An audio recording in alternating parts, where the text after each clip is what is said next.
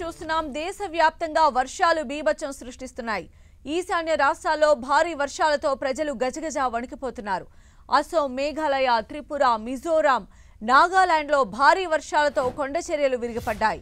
మరోవైపు దక్షిణాది రాష్ట్రాలైన కర్ణాటక, తమిళనాడు, ఏపీ, తెలంగాణలో భారీ వర్షాలతో అతలాకుతలమయ్యాయి. మొత్తంగా 30 మందికి పైగా మృతి చెందారు. అసోంలో కురిసిన భారీ వర్షానికి 6 జిల్లాల్లో వరదలు చోటు చేసుకున్నాయి. 10,000కు పైగా ప్రజలు ప్రభావితమయ్యారు. కొండచర్యలు విరిగిపడి 5గురు మరణించారు. రాష్ట్రంలోని పశ్చిమ భాగంలో ఉన్న 3 జిల్లాలకు రెడ్ అలర్ట్ ప్రకటించారు. మిగతా 8 జిల్లాలకు ఆరెంజ్ అలర్ట్ ప్రకటించారు. అరుణాచల్ ప్రదేశ్ను భారీ వర్షాలు బీభత్సం సృష్టించాయి. కొండచర్యలు విరిగిపడి 7గురు మరణించారు. బనా గ్రామం, సెప్పా మధ్యన NH13 పై ఈ ఘటన జరిగింది. దీంతో రాత్రిపూట ప్రయాణాలు చేయొద్దని అధికారులు సూచించారు. మేఘాలయలో కూడా భారీ వర్షాలు బీభత్సం సృష్టించాయి. భారీ వర్షాలకు 3 మృతి చెందారు. గడిచిన 24 గంటల్లో కురిసిన భారీ వర్షాల కారణంగా మేఘాలయలోని తూర్పు ఖాసీ హిల్స్ జిల్లాలో వృద్ధురాలు, మైనర్ సహా 3 మృతి చెందారు. మిజోరాంలో ఆకస్మిక వరదలతో చాలా చోట్ల కొండచర్యలు విరిగిపడ్డాయి.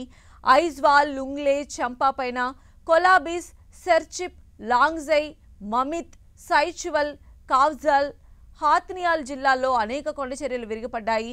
దీంతో ఇళ్లు, హోటళ్లు ధ్వంసమయ్యాయి. 4 మరణించారు. హోటల్లో బస చేసిన మ్యాన్మార్కు చెందిన అనేక మంది శిథిలాల కింద చిక్కుకున్నట్లు అధికారులు తెలిపారు. మిజోరాంలోని చాంపాయి జిల్లాలో ఆకస్మిక వరదల కారణంగా ఒకే కుటుంబానికి చెందిన 3 మరణించగా సెర్చిప్ జిల్లాలో మరొకరు మరణించారు. మరొక వ్యక్తి శిథిలాల్లో చిక్కుకున్నట్లు జిల్లా యంత్రాంగం తెలిపింది. Mizoram governor general VK Singh X పైన ఒక పోస్ట్లో ప్రజల మరణం పట్ల విచారం వ్యక్తం చేశారు. కేరళలో నైరుతి రుతుపవనాలతో కురిసిన భారీ వర్షాలకు 7గురు మృతి చెందారు. మరో 3 గల్లంతయ్యారు. భారీగా ఆస్తి నష్టం జరిగింది.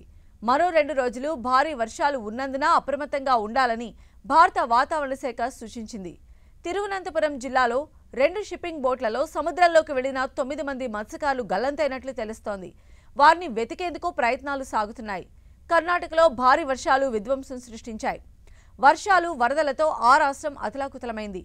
బెలందూర్లో అత్యధికంగా 48 సెంటీమీటర్ల వర్షపాతం నమోదైంది. కర్ణాటకలోని దక్షిణ కన్నడ జిల్లాల్లో వర్షాల తీవ్రత తగ్గింది.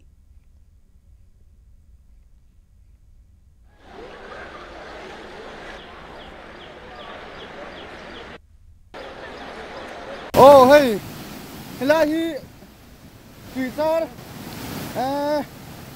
hey.